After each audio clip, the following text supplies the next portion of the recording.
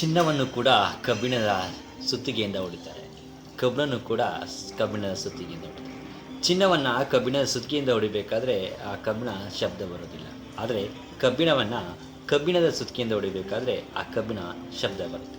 ಹೀಗಿದ್ದಾಗ ಚಿನ್ನ ಒಮ್ಮೆ ಕಬ್ಬಿಣವನ್ನು ಕೇಳುತ್ತೆ. ಸೊ ನನಗೆ ಸುತ್ತಿಗೆಯಿಂದ ಹೊಡಿತಾ ಇರಬೇಕಾದ್ರೆ ನಾನು ಯಾವುದೇ ಚೀರಾಟ ಮಾಡೋದಿಲ್ಲ, ಶಬ್ದ ಬರೋದಿಲ್ಲ.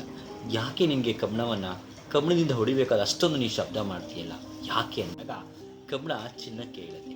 ಸೊ ಚಿನ್ನ ಕಬ್ಬಿಣಕ್ಕೂ ನಿನಗೂ ಯಾವುದೇ ಸಂಬಂಧ ಇಲ್ಲ, ಆದರೆ ಆ ಕಬ್ಬಿಣಕ್ಕೂ ನನಗೂ ಸಂಬಂಧ ಇದೆ. ಯಾಕಂದರೆ ನಮ್ಮವರೇ ನಮ್ಮನ್ನು ಹೀಯಾಳಿಸಿದಾಗ, ನಮ್ಮವರೇ ನಮ್ಮನ್ನು ಅವಮಾನ ಮಾಡಿದಾಗ ಅದಕ್ಕೆ ತುಂಬ ನೋವಾಗುತ್ತೆ.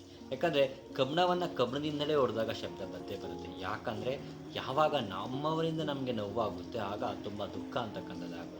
ಹಾಗಾಗಿ ನೋಡಿ, ನಮಗೆ ಸಂಬಂಧದಲ್ಲಿ ಯಾರಾದರೂ ದುಃಖವನ್ನು ಮಾಡಿದಾಗ ಅದು ಸಹಿಸ್ಕೊಳ್ಳೋಕ್ಕಾಗಲ್ಲ. ಅದೇ ಸಂಬಂಧವನ್ನು ಬಿಟ್ಟು ಬೇರೆ ಯಾರಾದರೂ ದುಃಖವನ್ನು ಮಾಡಿದಾಗ ನಾವು ಯಾವುದೇ ರೀತಿಯಾಗಿರ್ತಕ್ಕಂಥ ಕೇರ್ ಮಾಡೋದಿಲ್ಲ, ಯಾವುದೇ ರೀತಿಯಾಗಿರ್ತಕ್ಕಂಥ ಅವರ ಮೇಲೆ ರಿಗ್ರೆಟ್ ಅಥವಾ ಅವ್ರ ಮೇಲೆ ಒಂದು ಕೋಪವನ್ನು ತೋರಿಸೋದಿಲ್ಲ.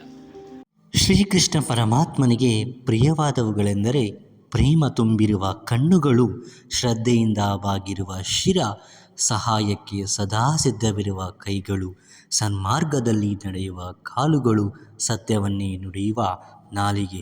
ಇವಿಷ್ಟೂ ಸಹ ಶ್ರೀಕೃಷ್ಣನಿಗೆ ಪ್ರಿಯವಾದ ಅಂಶಗಳಾಗಿವೆ.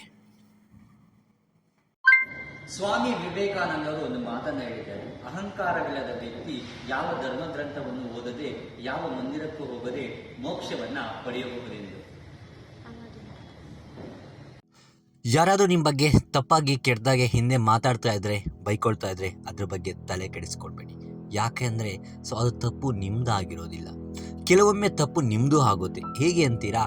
ಕೆಲವು ವಿಷಯಗಳನ್ನು ಜನ ಗೊತ್ತಿಲ್ಲದೆ ನಿಮ್ಮ ಬಗ್ಗೆ ಹಿಂದೆ ಮಾತಾಡ್ಕೊಳ್ತಾ ಇರ್ತಾರೆ. ಅದ್ರ ಬಗ್ಗೆ ನೀವು ಯಾವುದೇ ಕಾರಣಕ್ಕೂ ತಲೆ ಕೆಡಿಸ್ಕೊಳ್ಬೇಡಿ. ಯಾಕಂದರೆ ಅವರು ಗೊತ್ತಿಲ್ಲದೇನೋ ಮಾತಾಡ್ಕೊಳ್ತಾ ಇದ್ದಾರೆ. ಬಟ್ ನಿಜವಾದ ಸಂಗತಿ ಏನು, ನಿಜವಾದ ಅರ್ಥ ಏನು, ನಿಜವಾದ ತಪ್ಪು ಒಪ್ಪುಗಳು ನಿಮಗೆ ಮಾತ್ರ ಗೊತ್ತಿರುತ್ತೆ. ಹಾಗಾಗಿ ಯಾರು ಏನೇ ಮಾಡ್ಕೊಳ್ಳಿ, ಹಿಂದೆ ಯಾರೇ ಬೊಗಳ್ಕೊಳ್ಳಿ, ಅದರ ಬಗ್ಗೆ ನೀವು ಯಾವುದೇ ಕಾರಣಕ್ಕೂ ತಲೆ ಕೆಡಿಸ್ಕೊಳ್ದೆ ಆರಾಮಾಗಿ ಜೀವನವನ್ನು ನಡೆಸ್ತಾ ಹೋಗಿ. ಒಮ್ಮೆ ಅರ್ಜುನ ಕೃಷ್ಣನ್ಗೆ ಹೇಳ್ತಾನೆ, ಎಲ್ಲವೂ ಹಣೆ ಬರದಲ್ಲಿ ಬರೆದಿದ್ರೆ ನಾವು ಯಾಕೆ ಪ್ರಯತ್ನವನ್ನು ಪಡಬೇಕು? ಅದಕ್ಕೆ ಅರ್ಜುನ ಹೇಳ್ತಾನೆ, ಪ್ರಯತ್ನವನ್ನು ಪಟ್ಟರೆ ಮಾತ್ರ ನಮ್ಮ ಹಣೆ ಬರದಲ್ಲಿ ಏನಾದರೂ ಸಾಧನೆ ಮಾಡೋಕ್ಕಾಗುತ್ತೆ ಅಂತ ಬರೆದಿದ್ರೆ ಏನು ಮಾಡಬೇಕು?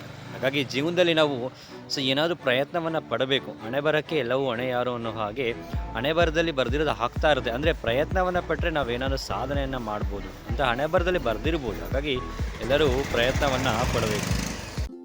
ಜೀವನವೆಂಬ ಮಹಾಭಾರತದಲ್ಲಿ ಶಕುನಿಗಳ ಸಂಖ್ಯೆ ಸಾಕಷ್ಟಿದೆ.